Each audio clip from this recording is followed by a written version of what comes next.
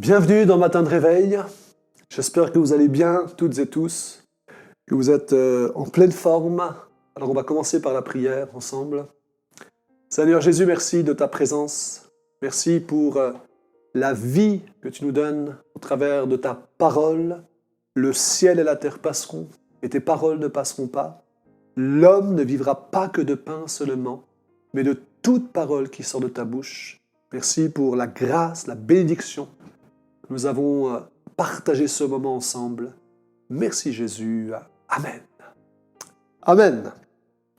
Alors, je voudrais continuer ce matin sur l'amour de Dieu et, comme je vous l'ai dit depuis plusieurs émissions, Dieu est amour.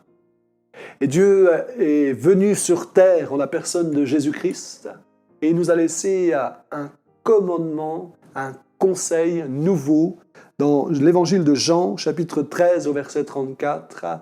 Voici ce que Jésus va dire. « Je vous donne un commandement nouveau, aimez-vous les uns les autres, comme je vous ai aimé, vous aussi, aimez-vous les uns les autres. » Alléluia. C'est ce commandement, ce conseil, cette invitation à aimer notre prochain comme nous-mêmes, à nous aimer les uns les autres. Et dans Éphésiens chapitre 5 au verset 25, il est dit là, « Marie, aimez vos femmes comme Christ a aimé l'Église et s'est livré lui-même pour elle. » L'amour de Dieu va nous donner d'aimer notre prochain en parole et en acte. Et voyez-vous, votre prochain, mon prochain, c'est celui qui est proche. C'est-à-dire celui qui est dans ma maison. Si je suis marié, c'est mon épouse ou mon époux, mes enfants, le prochain. Et je voudrais voir avec vous ce matin comment on peut aimer son mari, sa femme, ses enfants avec l'amour de Dieu. Voyez-vous, nous avons les uns et les autres besoin d'aimer et besoin d'être aimés. C'est un besoin vital. Et nous avons les uns et les autres un réservoir affectif. Savez-vous que vous avez un réservoir affectif? Un peu comme une voiture. Une voiture a un réservoir dans lequel on va mettre du carburant pour qu'elle puisse rouler.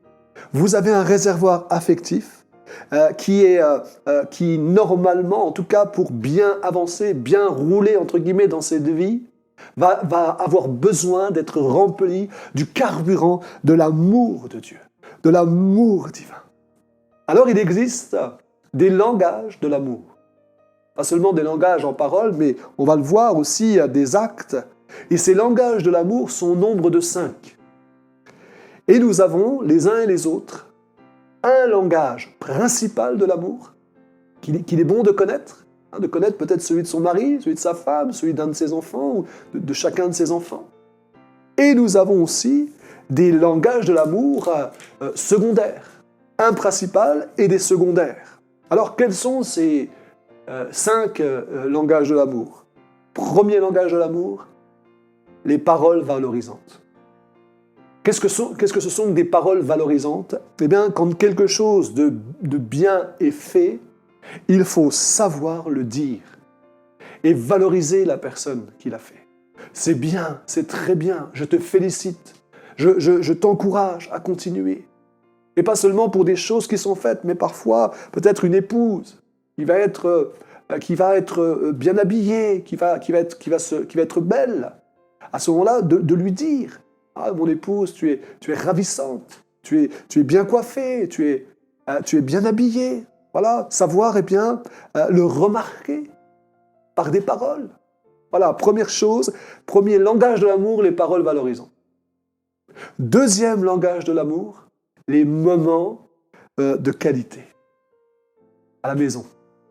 Savoir se mettre à l'écart en couple, prendre un moment de qualité, un tête-à-tête, un cœur à cœur. Ça, il est important d'avoir des moments de dialogue et se dire tout, un cœur à cœur, être totalement transparent pour qu'on puisse s'aimer. et remplir le réservoir affectif de l'un et de l'autre, avec son mari, avec sa femme, avec ses enfants. Prendre des temps de qualité, aller au restaurant. D'accord, bon, ça coûte cher. Il y a des restaurants qui ne coûtent pas cher. Allez vous promener dans la nature.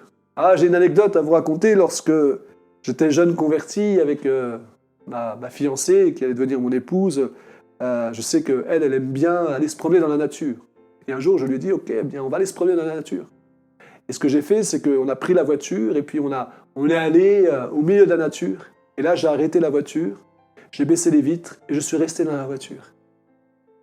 Elle m'a dit, qu'est-ce qu'on fait là? Tu vois, voilà, on se promène dans la nature. Ça a changé, je vous rassure, maintenant ça a changé. Je sors de la voiture et je vais me promener dans les bois. Des moments de qualité. Troisième langage de l'amour, l'aide. Apporter de l'aide à son conjoint. Apporter de l'aide à ses enfants.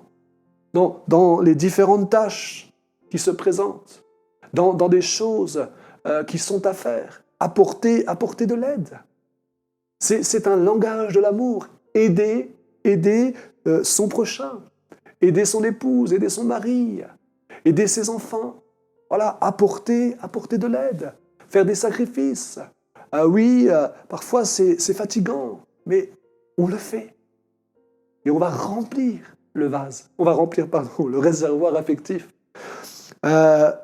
Quatrième langage de l'amour, les cadeaux. Vous aimez les cadeaux? Qui n'aime pas les cadeaux? Je pense qu'on aime tous les cadeaux. Et faire des cadeaux, c'est pas seulement à Noël ou à l'anniversaire. D'ailleurs, si vous êtes une épouse ou un mari, est-ce que vous connaissez, marié, est-ce que vous connaissez la date de votre mariage? Est-ce que vous connaissez la date de naissance de votre épouse ou de votre mari? Est-ce que vous connaissez, si vous avez des enfants, la date de naissance de chacun de vos enfants? Alors, bien évidemment, il ne faut pas attendre les anniversaires pour faire des cadeaux. Et parfois rentrer avec un petit cadeau surprise, avec des fleurs, avec un objet, avec, écrire un petit mot aussi, faire des cadeaux. Vous avez, pour finir, le cinquième langage de l'amour qui est le toucher. Certains, plus que d'autres, sont tactiles. Ça veut dire qu'ils aiment être touchés. Ils aiment qu'on les prenne dans les bras, qu'on leur prenne la main, etc. Et d'autres ne sont pas ainsi.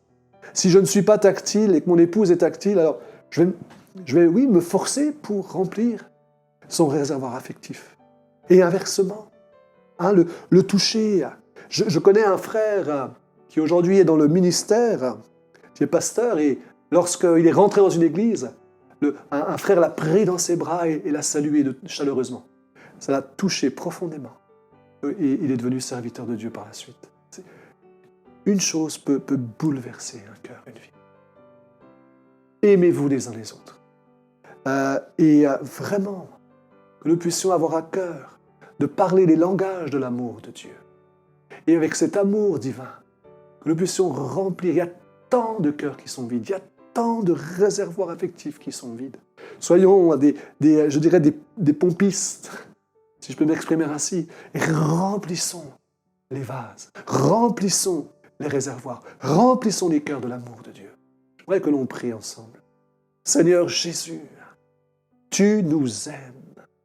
Et je prie maintenant que tu nous aides à parler les langages de l'amour avec notre mari, avec notre épouse, avec nos enfants, avec notre prochain à l'extérieur de nos maisons, de nos appartements, de nos murs. Seigneur Jésus, apprends-nous et remplis-nous de ton amour, que nous débordions et que nous puissions avoir à cœur de remplir ceux qui nous entourent. Dans le nom puissant de Jésus. Tu es amour. Merci Seigneur. Amen. Amen. Je vous souhaite une belle journée. À bientôt dans Matin de Réveil.